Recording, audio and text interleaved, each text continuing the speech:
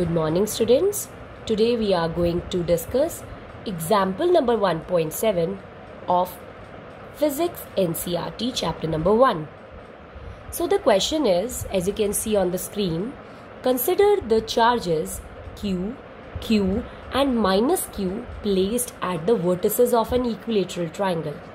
Let us say each side of an equilateral triangle given to us is L. Okay, beta.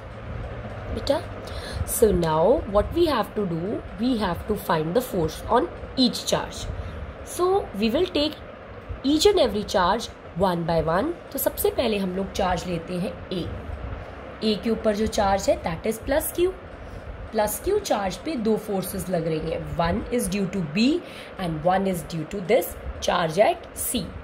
तो A के ऊपर charge that is plus Q is placed. So the force will be repulsive in nature. B की वजह से A के ऊपर जो force होगी that will be repulsive because both the charges are positive in nature. So यहाँ पर हम force का नाम जो है वो लिख देते हैं. I'm writing over here. It is F12. What is F12? That is force on 1 due to 2. Similarly, if you can see, charge placed at C is minus Q.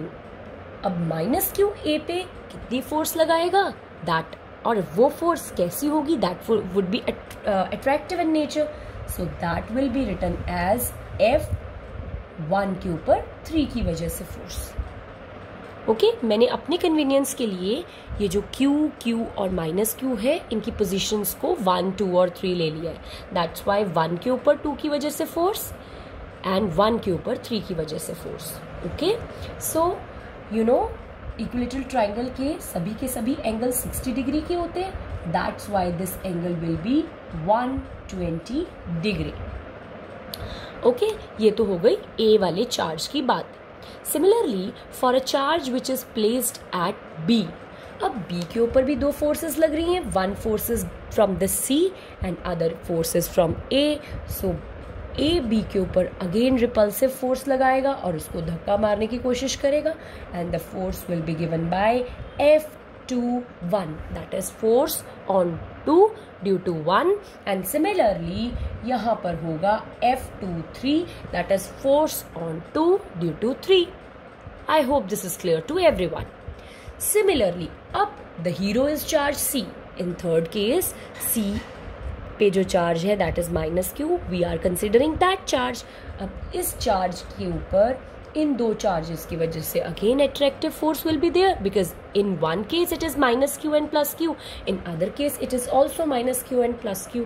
So ये जो फोर्सेस होंगी ये अंदर की तरफ आएंगी और उनका नाम क्या लिख सकते हैं हम, F31 मीन्स 3 के ऊपर 1 की वजह से force and here it will B F32 means 3 के ऊपर चार्ज at 2 की वजह से force.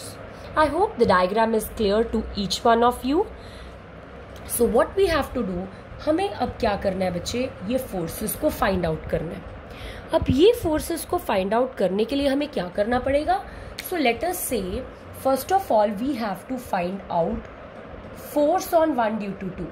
I am telling you this thing बच्चे, I am not taking vector means plus minus over here means मैं चार्ज का प्लस और माइनस नहीं लूंगी. मैं सीधा जो एंगल है वो कंसिडर करूंगी. I will be taking magnitude only. तो जो मैं F12 निकालूंगी चाहे F13 निकालूंगी वहां पर मैं Q को प्लस मीन्स मैग्नीट्यूड में ही लेके चलूंगी. सो लेट अस सी. अब पहले F12 का मतलब क्या है, force on 1 due to 2 means force on charge placed at 1 due to 2. और ये फोर्स क्या होगी आपको पता है ना बेटा. This F12 will be given bye 1/4 pi epsilon naught QQ. That is one charge, second charge divided by the distance. Obviously the distance is AB square. So it will B 1/4 pi epsilon not Q square by L square. I hope this is clear. Good. So you can write the direction if you want. That direction is along BA. Okay, but I'm taking magnitude, so I'll be writing it this way only. You can write it as along BA. But please keep in mind what we have to take. We have to take magnitude only, otherwise your answer will not be correct. Okay, according to my method. So for the next case, what I have to calculate, I have to calculate F13, that is force on 1 due to 3. You can write here. Okay, so I'm not writing 1 upon 4 pi epsilon naught. Again QQ, as I have told you that I am taking magnitude only, so you will not apply negative sign for this charge. अगर आप इन दोनों के बीच में force निकाल रहे हो, so you will apply 1 upon 4 pi epsilon naught QQ divided by AC square. Again AC is L, so 1 upon 4 pi epsilon naught Q square by L square. So this is along, this is along AC. So if you can see, अगर आपको अच्छे से दिख रहा है यहाँ पे, तो F12 F13 बिल्कुल एक जैसे दिखते हैं. देखो बिल्कुल एक जैसे. So we can take F12 is equal to F13 is equal to some F. Why to keep on writing this again and again, है ना? हम इसको एक F मान लेते हैं. अब आप ध्यान से देखो बेटा, एक वेक्टर इधर मीन्स एक का आंसर इधर, एक का आंसर इधर. This is 120 degree, this is A, this is B. You know how to calculate the resultant? Obviously resultant कहीं यहाँ पे होगा. ये resultant हम निकालेंगे, that will be given by under the root of F12 square plus F13 square plus 2F12 F13 cos theta, and cos theta here in this case is cos 120 degree. So here F will be given by under the root of F square plus 2F square into minus 1 by 2. I hope आपको पता है cos 120 degree is minus 1 by 2. So F will be equal to under the root of F square plus F square minus F square. तो ultimately आपके पास resultant जो है, जो हमें चाहिए था, you can write it as F1. Resultant of this force is F1, so this F1 is coming out to be same as F. Similarly, whenever you will be calculating for B, means charge जो B पे पड़ा है, उसके लिए भी जब आप निकालेंगे, again the angle will be 120 degree and the resultant here will be F2. तो आप लिख सकते हैं similarly F2 will also be F. I hope this is clear to you कि F2 भी F ही आएगा. ओके, सो अब टर्न आई थर्ड चार्ज की. थर्ड चार्ज कौन सा है? Minus Q. तो ऑब्वियसली इसका रिजल्टेंट अंदर की तरफ F3 यहाँ पे होगा. So let us find out F3 also, है ना. सो F3 विल बी, अब आप यहाँ पे अगर ध्यान से देखो तो यहाँ पर भी क्या है बेटा, इन दो चार्जेस के बीच में फोर्स होगी 1 upon 4 pi epsilon naught QQ upon L square. इन दो चार्जेस के बीच में भी 1 upon 4 pi epsilon naught QQ upon L square, है ना.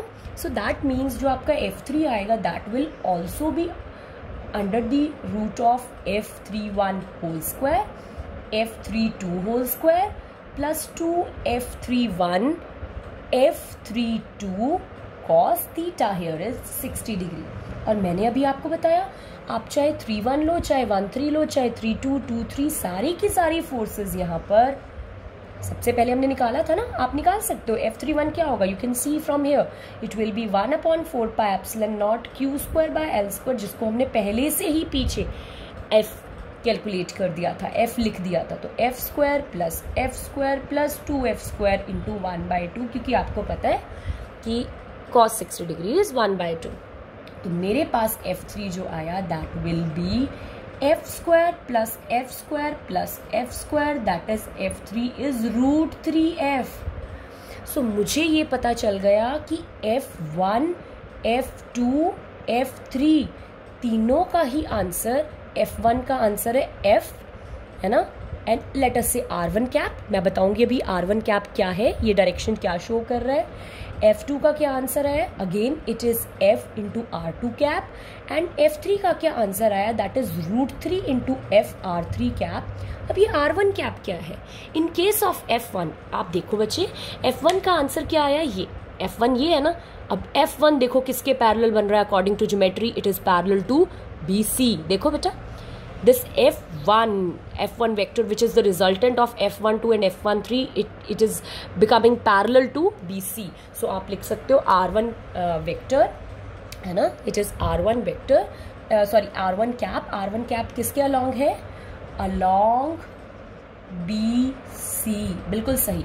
एंड R2 देखो बच्चे, अब R2 this F2 is this, and again ये देखो this is parallel to this, so it will be along, please tell me क्या लिखना चाहिए मुझे, this is A and this is C, बिल्कुल AC। And for the third case अगर आप देखो, it is just in between this angle, so we will write perpendicular bisector of angle ACB. In this way what you have calculated, आपने क्या निकाल दिया, तीनों ही charges, charge A, ये जो फोर्स F1 निकली है, ये चार्ज A के ऊपर फोर्स निकली है, individual forces have been calculated, and this is for B and this is for charge C. In this way we have calculated the forces on these charges individually. यहां तक ही आपका question है बच्चे। लेकिन अगर आपको यही question, yes what I was saying, अगर आपको यही क्वेश्चन में ये भी पूछा जाता कि टोटल फोर्स कितनी है, तो आप देखो ध्यान से, ये F1, प्लीज सी हियर, ये F1 ये है और ये F2 ये है, देखो ध्यान से, this F1 is this F2 is this. आप बता सकते हो F1 और F2 के बीच में कितना एंगल है, ये F1 जो है वो क्या सिग्निफाई कर रहा है, side BC of this triangle, ये F2 क्या सिग्निफाई कर रहा है, साइड, कौन सी साइड है बच्चे, ये वाली side, AC of this triangle. तो अगर हम इनको बनाएं तो इन दोनों के बीच में पता है कितना एंगल है, ये जो अगर हम इसको डिफाइन करें F1 और F2 को, तो F1 और F2 के बीच में देखो इन दो साइड्स के बीच में कितना एंगल है, दैट इज 60 डिग्री। और आपको पता है ये C कहाँ पे लाई कर रहा है, just below it, that is here, so it will B F3। आप बता सकते हो कि what will be it's resultant, obviously this F1 is F, अभी आप लास्ट में निकाल के आए हैं, F2 इज F, सो देखते हैं दिस रिजल्टेंट लेटर से F जो कि इनके बीच में कहीं लाई करेगा, will be equal to F² plus 2F² cos 60 degree, so it will be under the root of 3F² will be there, that means it is √3F। अगर आप इस फिगर में ध्यान से देखो तो ये फिगर किस तरीके से बन रही है, √3F ऊपर की तरफ, √3F नीचे की तरफ, what will be the resultant, what will be the total answer, I think you are getting it right. The resultant, the whole answer, the sum of this will be 0. That means the total force on the system. आप ये बोल सकते हैं कि जो total force है system के ऊपर, these इन दोनों का रिजल्टेंट ऊपर की तरफ है, दैट इज √3F, और इन दोनों का रिजल्टेंट नीचे की तरफ है, that is √3F. So these will be equal and opposite forces acting on each other, so the total resultant of all the forces will be 0. This completes your 1.7 example. Thank you, students.